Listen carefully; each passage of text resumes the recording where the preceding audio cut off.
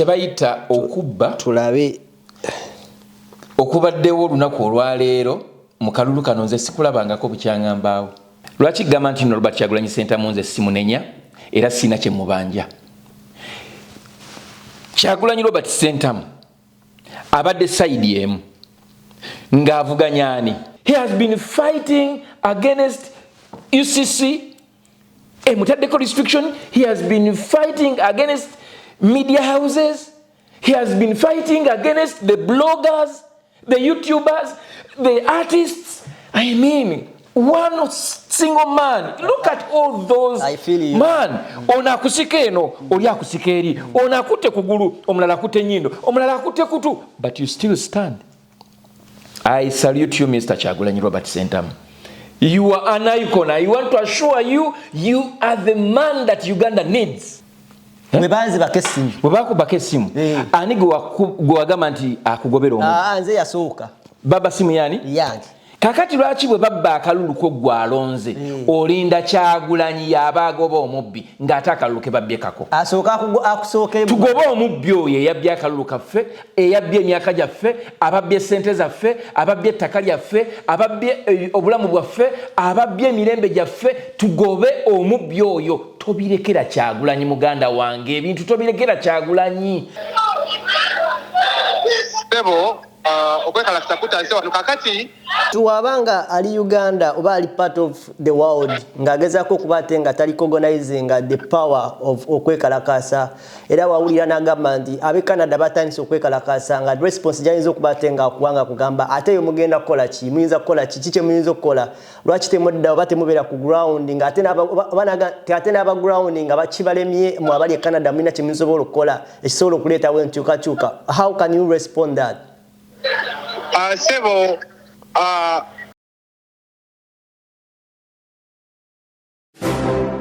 You are watching The Answer Channel, a solution to every situation. Subscribe right now.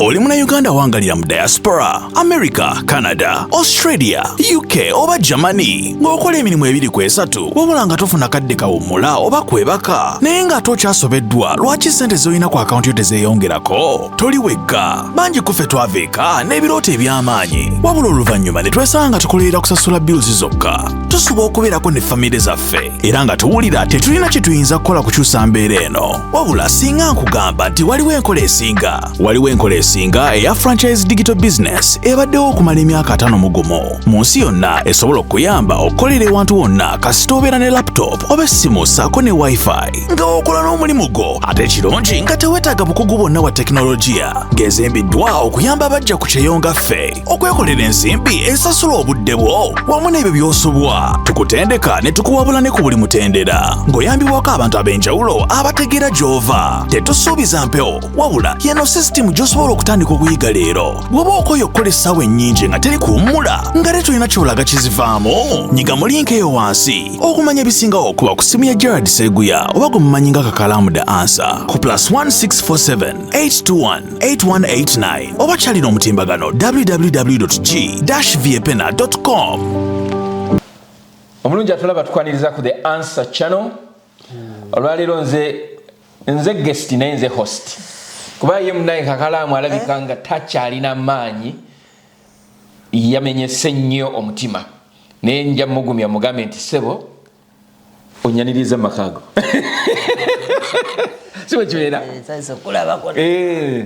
Onyaniriza makaago. Manye ebigambo biyinza okuba nga bitono, biyinza okukolebwa n'okwogera, naye olutalo bwe muba mulwana olutalo omanyi lwaki ebiseera ebisinga omuntu katugeze nga badde bamukubye essasi amagulu nga takyasobola kutambula nammwe mu lutalo?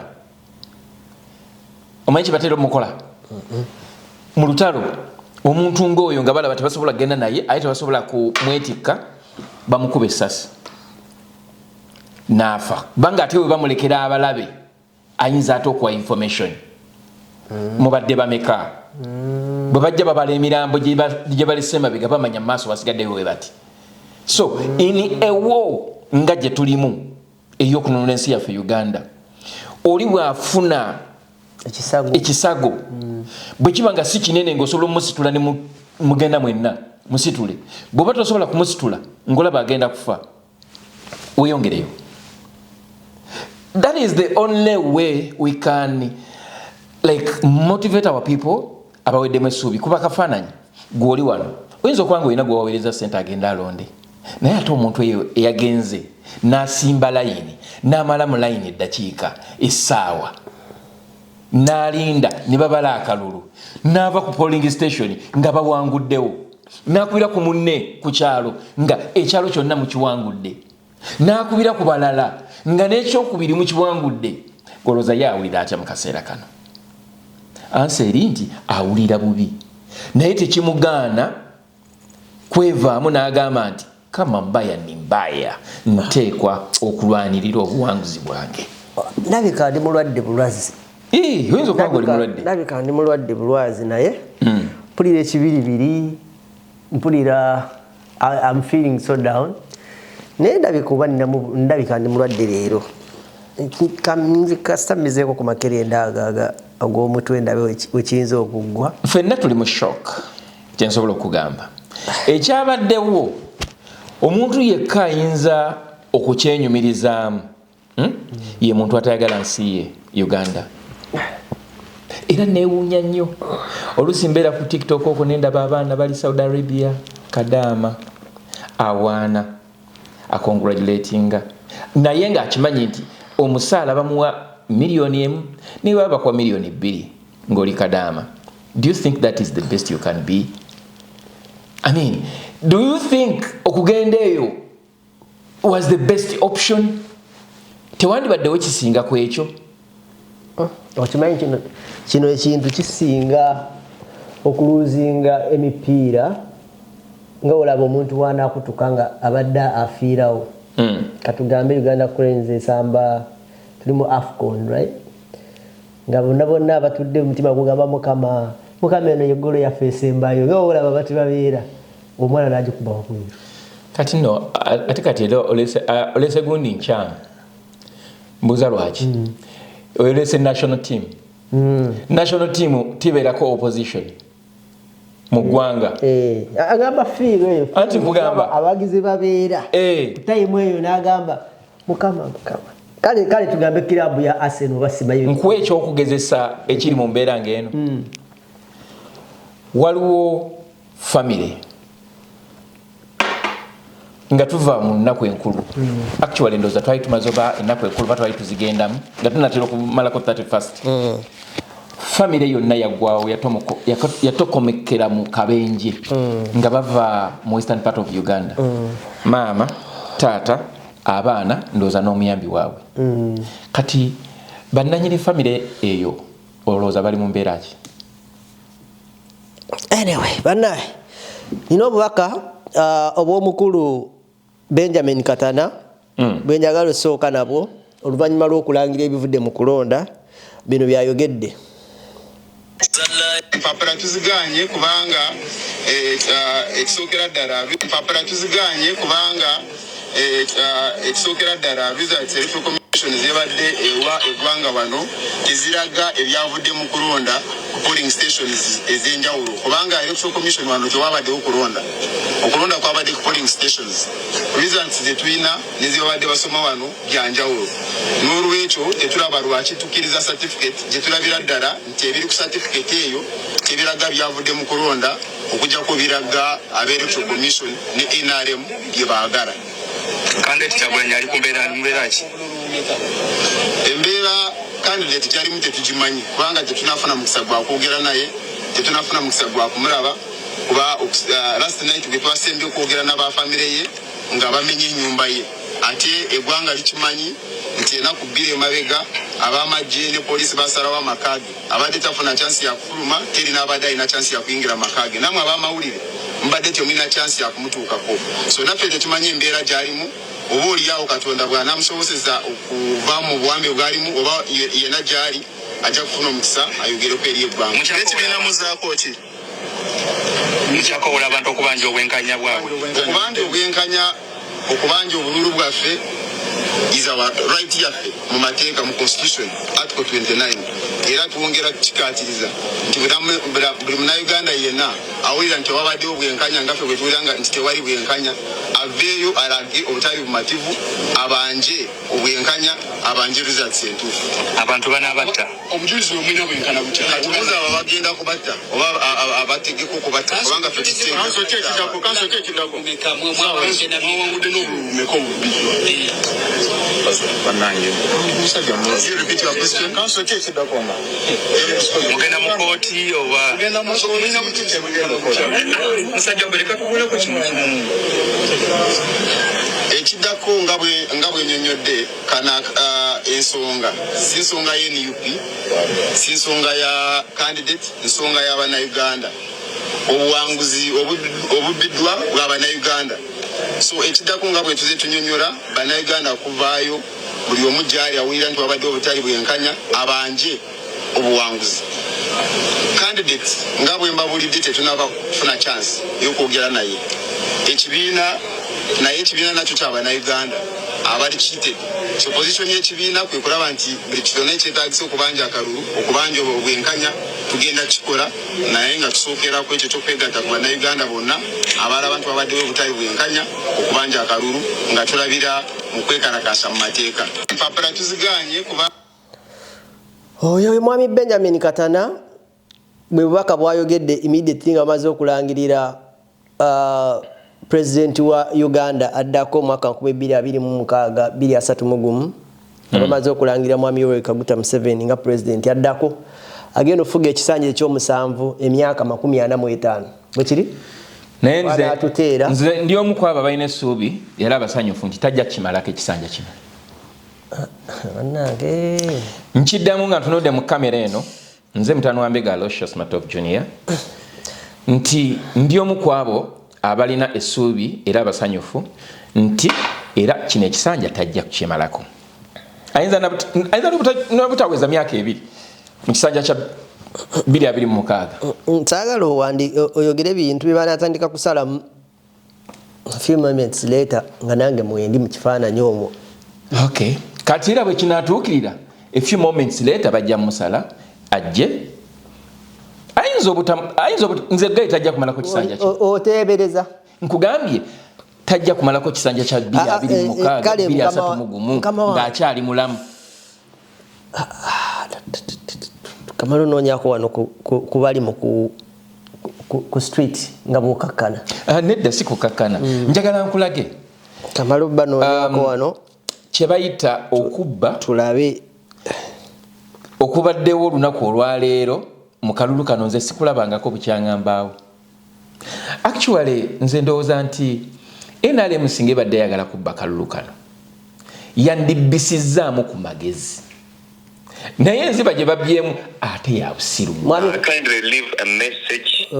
oba kitegeera lwaki kugaa nti no babbye mu nziba ya kisiru nnyo mu mbeera eriwo singa mbadde NRM nandibbye bwe nti Museveni nandimuwadde 51%. Okitegeera Kyagulanyi Robert Sentamu nga ndi mukumubba nze nno njogera nga ndi wa NUP Kyagulanyi Robert Sentamu nemuwa 49 oba 48%. Omanyi kitegeeza ekyo kiteka believability nearer to doubt eriwo olunaku olwaleero. Ekyokubiri nesikola kya busiru nga nakola denomination ku kibiina kye kimwe kya NUP so nga ate n'ebitundu bye bawangudde ate abantu abawangudde nabo bugenda okukyanga ate ebintu bikyuse. That has been the worst mistake ababalira NRM gye mukoze. Bw'obanga obba omuntu omuteekerangawo believability nga noona agenda okusala omusanga agamba naye bwe tutunuliramu eri eno neeno yakakukirako naye mmwe bye mukola actually what they are trying to do is to defame, is to deface, is to embarrass Kyagulanyi Robert Sentamu nti ate ku mulundi guno obadde na bubi nnyo yensonga lwaki tosobodde nakuweza bululu bwe wafuna ku mulundi guli kati kanyanjuluza obubbi bwa NRM. nga batugamba nti mu register yaabwe ya NRM balina abalonzi abasoba mu mitwalo 17 no not emitwalo milioni 17 nga NRM ekugamba nti mu register yaabwe eya NRM mu Uganda yonna balina milioni 17 plus obululu obulondeddwa mu Uganda yonna ngogasseeko abalonzi baabwe n'abatali baabwe tebususse milioni 12 okusinziira ku bye balangiridde. Era ndi sure ne bwe bunabanga bonna bukuŋŋaanyiziddwa ne buggwayo era tetujja kuweza milioni 15 ez'abantu abalonze ng'ate ababalonze n'abatabalonze tubagasse. Kati tubuuza naawe ndaba njagala weefumiitirize bw'abanga NRM alina obuwagizi bungi nnyo alina abawagizi milioni 17 plus lwaki abawagizi baabwe at least milioni 11 oba milioni 12 tebawadde Museveni akalulu? Kino kitegeeza kigwabala amangu. And I'm sure ne byabakama Simon byabakama ndabye nga bajja okulangirira nendaba ababbi nendaba abalyake nendaba saagala kuvuma naye ndabye abasajja nga batambulanga olabira ddala sitaani atambula bambadde ebijoowowe batambula bajja okwanawunsinga naye nga batudde ku bubbi nabo bennyini ku mitima gyabwe bakimanyi. Era obuwanguzi bw'Abannayuganda bwe babbye bugenda kugenda ku bulamu bwabwe bugenda ku bulamu bw'abaana baabwe bugenda ku b'eŋŋanda zaabwe. Ekikolimo amaziga obuyinike ennyiike obulumi Bannayuganda bwe bayiseemu okukola wiini eyo ne mugikwata bulambalamba ne mugikwasa Museveni, you are going to pay for this. Nsooke neegatteko kuwono katono mufune. Mwami Freeman ndi wano ne Mwami Matovu Junior tuli ku The Answer Channel era twagala okubate ngo tegezaako embeera nga bweri ku street yawo n'ekigendererwa kibadde ky'olunaku olwali okubate nga muvaayo wakati mu kwekalakaasa kuno. Okay. Sebo nayanza ege lwaliro tukuŋŋaanye wano manna okuddako wabbali erere nyingi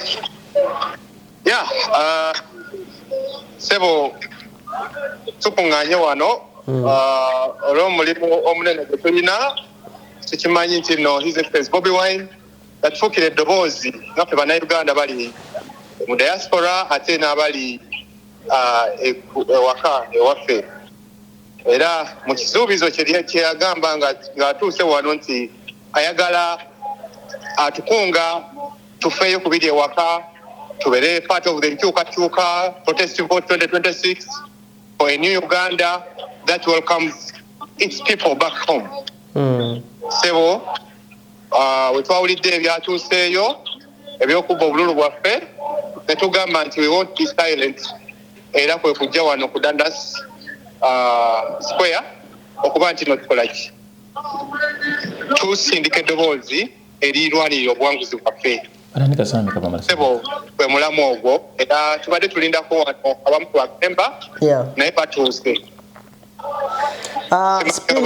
Waliwo ekibuuzo ekirala awo. Spiriti yammwe eri etya wakati mu kaseera kano? Personal nga gwe omuntu, how do you feel? Kiki ekikuli munda, kiki kyowulira ekiri wano mu bulago kyowulira nga kyagala kufuluma, kiki kyowulira? Sebo obulumi bungi bamamu naye obubbi bw'obululu bwe bubaawo ne resistance eba erina okubaawo okulwanirira obwenkanya. We have a narrative, there is a narrative that African dictators fall, but militarism kills the rest of democracy. Even abadictators oba banakyemali abagwa nga bwe tubalabe bagwa naye military ebeera nsaale mu kusalawo democracy anaabeera mu nsi. Mu bufunze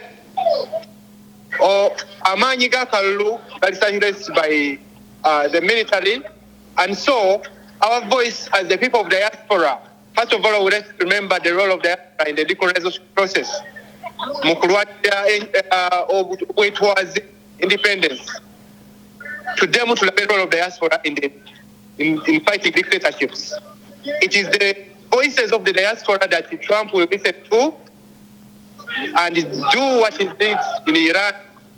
It is the role of the diaspora that the countries like Canada, we have Mark Carney today, we had Justin Trudeau to listen to, because these people have a bigger voice in the UN. They have a bigger voice in NATO. So and Uganda is a member country. So to hold these people accountable, we, the diaspora, have to show to these leaders our concerns and why we demand a change. Indeed, we have seen countries find effective change, find effective response. So nga tugamba nti mu kiseera kino nga internet eri shut down, abantu baffe tusobola bawuliza tusobola ziwuliza. The time is now to see the role of the diaspora and to see that we use our internet, our 24-hour Wi-Fi for a better use. And that is to fight for accountability and transparency, to fight for defense of election victory of the People Power Movement, of Bobi, of all Uganda, for a new Uganda. Now, what about what you say? It can take us another 5 years into the same government, into the same process. Uganda. What is your momentum? Driving abantu from today till 2031, if God wishes.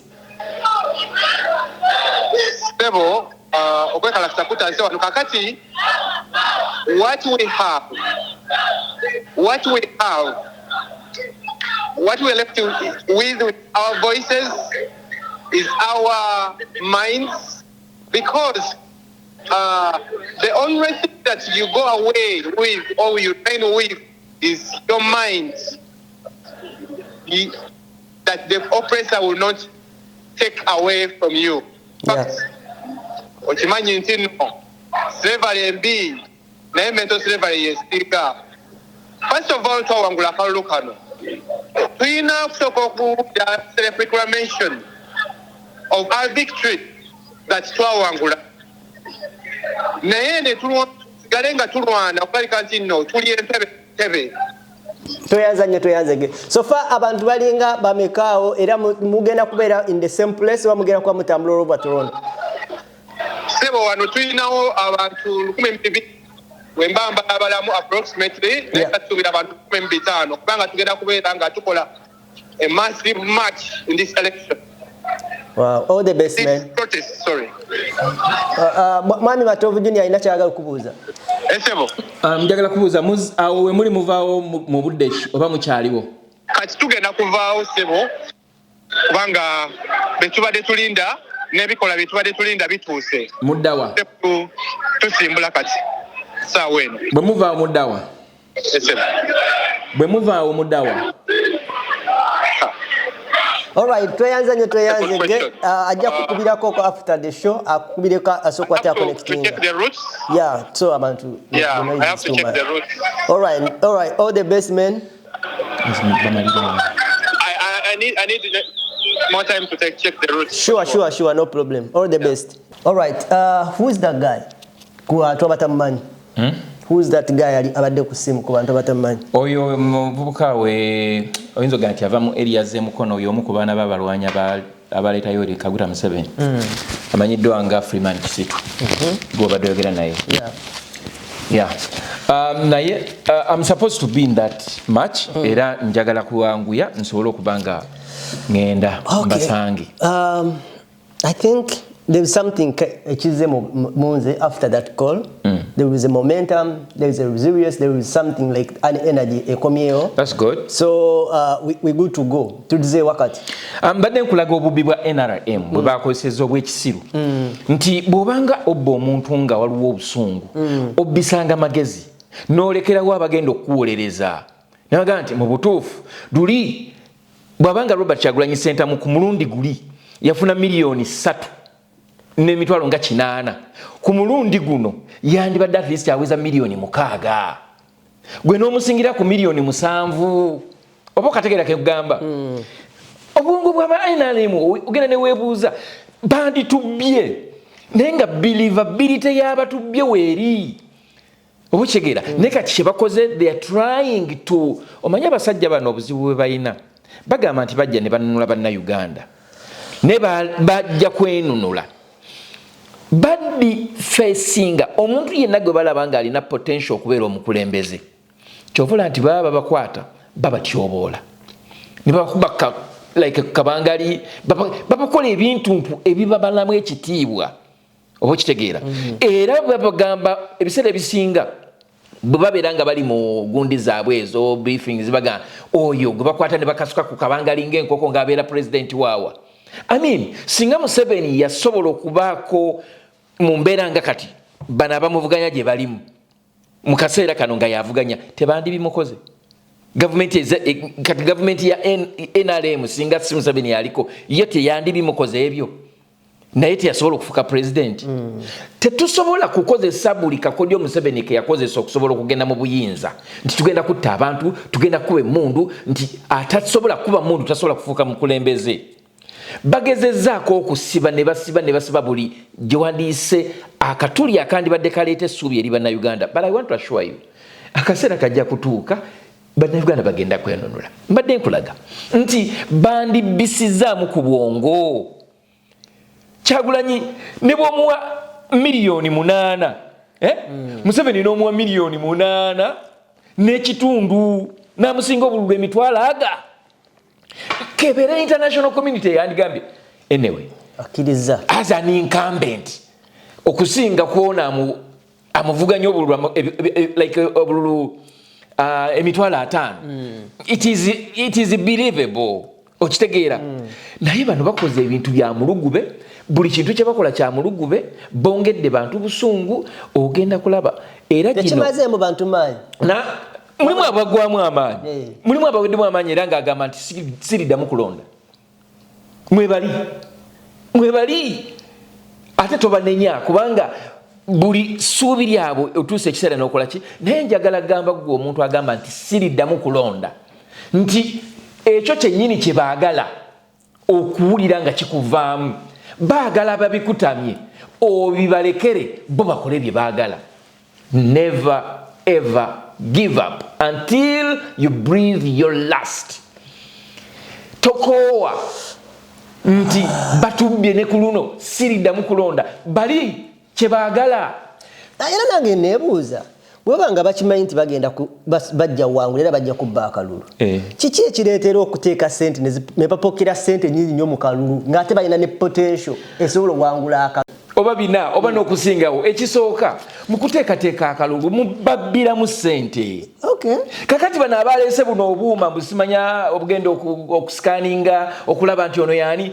180 biliyoni ezisoba mu 18 naye nga obuuma tebwakoze ne mu districts eziwera 20 potea obe 10 sente ez'okugula ba MP kati singa gavumenti ebadde eruubirira okukola kye bayita okulwanyisa obuli bw'enguzi buli eyabadde mu ddiiru y'obwo obuuma singa kati mukwate tulina sente ne Uganda ngagga kyovula ati abasajja bano tebakuta nti babbye ne bakola buli kimu buli batunula waabwe naye ekyomukisa omulungi ettaka tebagenda kusituka nalyo ebizimbe babizimbyeko tebigenda kutambula nabo mbakakasa ng'abayindi bwe baava mu Uganda ne bamala emyaka mingi nga n'ebintu bye baleka e Uganda baali babibasasula dda ne bakomawo Museveni n'abibaddiza ne bannayuganda bajja kweddiza ebyabwe ekyo I want to assure you kangamye nti nno fiya gye baatadde mu bantu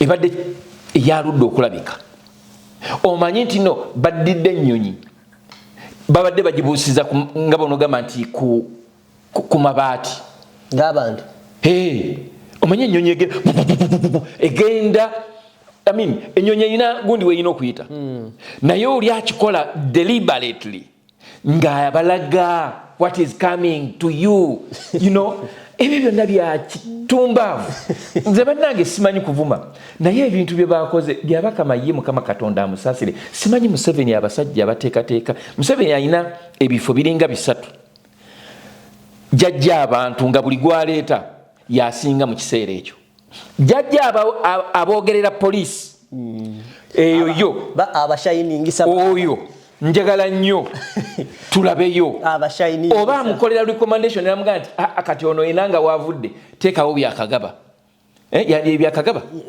Rushoki awo twetaaga jajja abakola kyetwandiise okuteekateeka obululu ne justice omuntu gwogamba nti ono munnamateeka he is not just an engineer nga bwe twalabanga engineer Badru Kigundu n'omuntu ow'amateeka amanyi nti ebintu birina okukolebwa mu mateeka n'atuuka ekiseera n'agamba Badru Kigundu yali agwamu nga baga nti yandibanga abigwamu bugwi he is an engineer but he was using logic and he was using nga bano gamba nti expertise gye yali alina mu bintu ebi it is just to manage mwamusonyiwa dda ono ate yamugjeeko omugwa nkukakasa Justice Simon byabakama simanyi oba alina omukyala bw'aba alina omukyala bwaddayo ewaka bamukulisaayo n'abagamba atya nti olunaku lubadde lutya kyekimu n'abasajja abamu bembuuza abali mu security organizes za Uganda ng'ova ku street kutemula bantu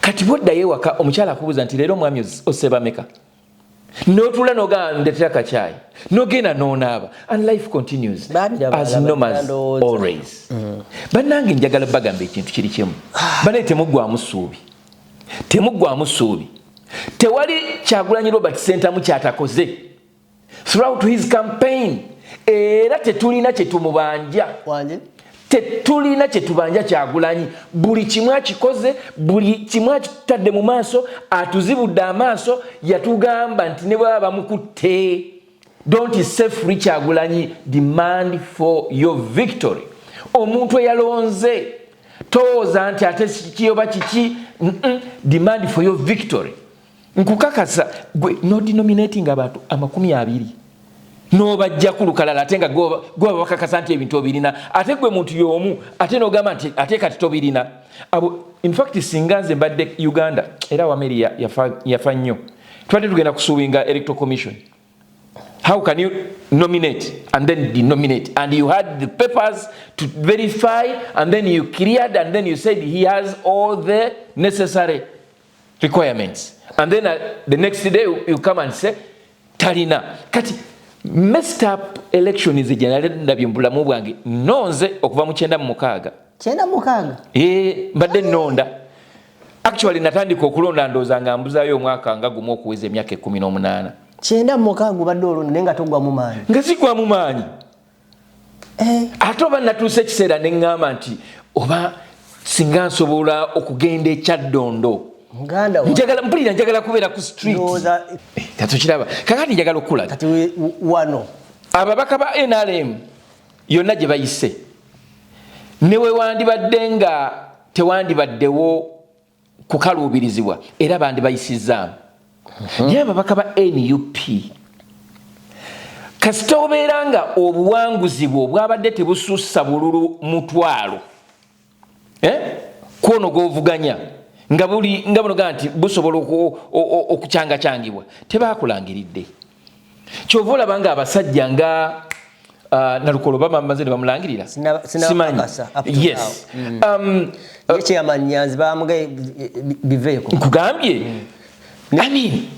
ne wayisibwa mufumbiro anti kakati balina kiri omusibe ayinza atya okuwangula omuntu ali ebweru ne beerabira nti nno omusibe si yeyeronda abantu abali ebweru be bamulonda andi tekikyegambye nti nno bana babalira NRM simanyi mmere gye balya tosobola kulwanyisa maanyi g'abantu kakati ate bongedde kye bayita protest vote omuliro kuba buli lwoteekawo obusungu mu kusalawo kw'omuntu oba omuwadde amafuta agagenda okwongera omuliro kwekyo ekibaddewo already teekawo abiri ogenda kulaba ebigenda okuvayo tebijja kuba birungi. Bannaggwano be bajje mu kalulu aka 2023 Omugumu aba MPs ab'enjawulo ndowooza babawadde ebyokwogera all 5 years. Kakati bye bagenda obeera ku TV okuba ebituli ebya buli kika. Kankubuulire lwaki gamba nti Robert Kyagulanyi Ssentamu nze simunenya era sina kye mubanja.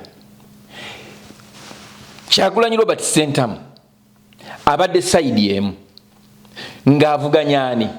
Avuganya Museveni, avuganya kabineti ya Museveni, avuganya ebitongole bya Museveni eby'ebyokwerinda omuli SFC, police, UPDF, internal security organizations, okitegeera ng'avuganya banka ya Uganda kubanga Museveni yalina sente za Uganda, ng'avuganya ababaka ba NRM abali mu opposition abajidde mu opposition parties party kewe mpya. Singa okwata list n'omanya nti no Kyagulanyi abadde avuganya ne baani ng'avuganya abamukuba boyinza okuyita abakulembeze abamadiini abagundiivu different actually abadde alina olukalala lw'abantu bavuganya nabo nga lunene okusinga omuntu Museveni gwe yandibadde avuganya yekka. Kubanga Museveni asobodde okugenda wonna waayagala okugenda okuba akalulu without any hindrance. Kyagulanyi ne waateekeddwa okugenda okukuba olukuŋŋaana babadde bamugamba tugenda kukolerawo mikolo gya tereesita. Oba okitegeera he has been fighting against organizations, he has been fighting against human rights organization eza Uganda. I mean, ekulirwa Wangadia nga ne bwatwalayo okwemulugunya talina gy'awaaba. He has been fighting against UCC, mutaddeko restriction. He has been fighting against media houses. He has been fighting against the bloggers, the YouTubers, the artists. I mean, one single man. Look at all those. I feel you. Man, ona akusika eno, oli akusika eri. Ona akute kugulu, omulala akute nnyindo, omulala akute kutu. But you still stand. I salute you, Mr. Kyagulanyi Robert Ssentamu. You are an icon. I want to assure you, you are the man that Uganda needs. Teriyo muntu yali alwanyisiddwa nga Kyagulanyi Robert Ssentamu mu byafaayo byakulonda kwa Uganda. Okuva mu 96 batandika okulonda. Semwogerere gwe nawa akalulu mu 96. Semwogerere awangula akalulu ne bakamubba. Naye tebamulwanyisa nnyo nga Kyagulanyi. Nakatono. Angade ku state square enkungana bazikubawo. Hey. Mbakubanga enkungana omanyi nga bakuba enkungana mu state square ne bavawo ne bagenda eri wansi ku wino ku gundi bagiyita batya. Na kivubo bulu ne bakuba enkungana na kivubo man era bino byonna Museveni ogamba mbu semanya teri kuba lukungana mu business community balance semanya public management order biru because bitya ebyo byonna kugezaako katailinga Chena mukaga wakasimbula semwogere bulungi nnyo nolabanga bamubba akalulu naye tewalaba kulwanagana kwali embeera yaliwo kali kankubuli okumanya Kyagulanyi musajja w'amaanyi nnyo semwogerere yagenda okwetaba mu kalulu ka 96 nga ebitundu bya gulu eyo yonna bironda semwogerere bamuyitanga Kyemwogerere nga Museveni talinayo kalulu. Museveni atandise okufuna akalulu mu mambuka eyo ndozanga olutalo lwakkonye luwedde myaka 2 after 20 years. Era Besigye bwe yajja mu 2021 n'atekinga over those areas nezibeera nga zimuwa obuwagizi oba okitegeera kakati kuba kafaananyi northern part of Uganda was painted Semwogerere. Yes, and West Nile. Wow. Part of is Semwogerere yali stanyo bwati nnyo yali musajja wa mirembe nnyo era yawangula akalulu k'ekinaana yawangula n'akalulu ka 96. Museveni akimanyi bagano mulangiri akalulu Museveni bwabanga Museveni yali awanguddeyo ayogerera by then era Kigundu yali atandise oba ataawo yali ani yali Stephen Akabwaye kuba Aziz Kasujja kigiza babadde kwaba ababiri ndoza yali Stephen Akabwaye ayinza okuba yali Stephen Akabwaye babawaye ebisanja bibiri nga lwo yakola ekimu ndoza Alhaji Aziz Kasujja yakola kimu simuwuliranga nakaato okyo yafa musajja watu mukama katonda mumuze mirembe yafa naye nkulaga kigundu nafuka kigundu Museveni bwabanga alina akalulu ke yali awangudde koyinza ganti yakawangula oba narare kayinza kubaka nga biri mugumu wadenga kalimu yali azze naye teyali w'amaanyi nnyo nawulira kota pinu eva Museveni wulira teyali w'amaanyi nnyo kusinga Museveni kuba already Museveni yali alina ababaka ba parliament aba NRM bangi ate amaanyi g'abeesigye gasinga mu Buganda Sebaggala gye yali alina enkizo Sebaggala wamusitulizi n'amuwa nga bono gamba nti avudde Mutebe namuga atuula wano kyova olaba nti no that laxist yaleetera FDC obutalandulula bigere kusobola kubanga ate nayo efuna a big share from the western part of Uganda kuba abaaliyo mu kaseera ako nga bono gamba MP abandi badde abali mu opposition ya FDC kwaliko Winnie Byanyima atate Winnie Byanyima bwe yagenda mu UN ekyo kifo tebadda mu kiwangula Besigye naye yaliko gundi wa Lukunjiri MP wa Lukunjiri kati bwe yakivaamu ate yakiddamu alabika yali oba wa NRM kati ne babeeranga bo tebasobola kusolidifyinga gye bava oba gye basibuka amaanyi gaabwe ne bagateeka mu central ne mu parts of east and north east oba okitegere however Kyagulanyi ate kyabadde akikyusizza nti Kyagulanyi gye bamuzaala abadde asobodde okukonvinsingayo ng'era abantu bamwagadde tolaba nti nno bwe twagenze mu Busoga era yasobodde okwera bulungi nnyo era nkugamba kino Kyagulanyi yawangudde Wakiso district convincingly n'awangula Kampala district convincingly n'awangula Busoga region oyinza ogamba nti Buganda region yagiwangudde bulungi eyo namba ebeese buluwanguzi omuntu bulungi nnyo ati kyekiki nkugamba nti bano ababbi naye babbi basiru gwe kimanyi nti nno abantu abali mu Buganda region bokka abalonzi abali mu Buganda region singa bonna baba balonzi omuntu omu nga bali mu Buganda noga nti aba Buganda bokka nga be bakulonze nofuna obululu ne boga nti ofunye obululu milioni 10 oba towangudde akalu that is Buganda only Buganda kati bwogattako Luuka kimanyi nti nno twafunye almost 90% Luuka district 90% ogende kati olaba ebintu byewunyisa alonda Kadaga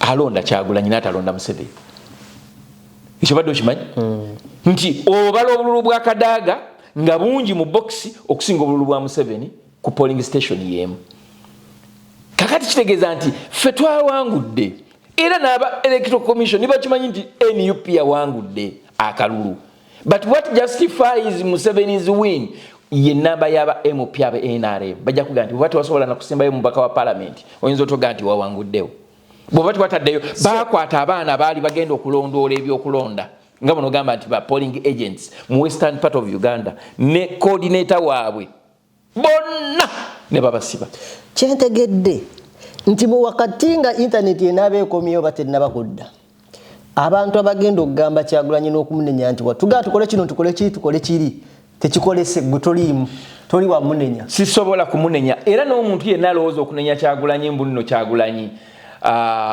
kuba wano bwana Katana badde bamubuuza nti kati mukyagamba abantu bagende babanja akalulu n'abagamba yes ne bamugamba abamawulire ne bamubuuza we banatta abantu kati n'abagamba lwaki temunenya bagenda okutta abantu kankubuuze bwe bakubbako waletiyo omuntu agikubyeko ng'omulengera agitwala okolaki ogoba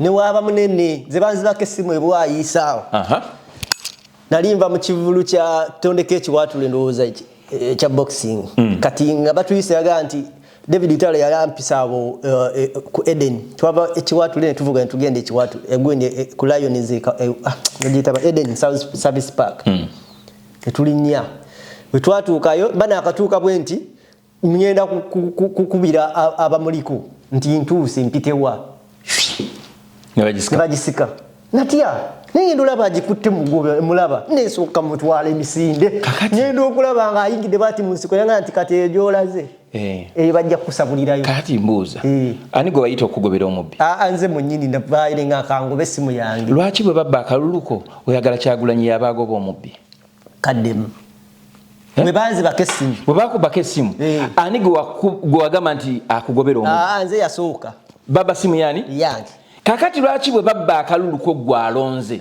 olinda Kyagulanyi yabagoba omubbi ng'ate akalulu ke babbye kako akusooke tugobe omubbi oyo eyabbye akalulu kaffe eyabbye emyaka gyaffe ababbye sente zaffe ababbye ettaka lyaffe ababbye obulamu bwaffe ababbye emirembe gyaffe tugobe omubbi oyo tobirekera Kyagulanyi muganda wange ebintu tobirekera Kyagulanyi yagenda okujja mu bululu buno nga tali bubi nga ina ne address Museveni yagenda ogenda mu nsiko nga talina address nga mupangisa we yali asula nga mupangisa Kyagulanyi alina waava bw'oba tomusanze Magere ojja genda wali Busaabala bw'oba tomusanze Busaabala ojja genda Egomba bannange mugobe omubbi w'obululu mugobe omubbi w'emirembe gy'Abannayuganda mugobe ababbi siragala nakwongera ku programu ekomyawo amina genda kugundi ekidda angene mukwekalakasa takumira mpera bankumire Bannayuganda mwena gye musinzira abatana bakuddako Mukama nsaba abagumye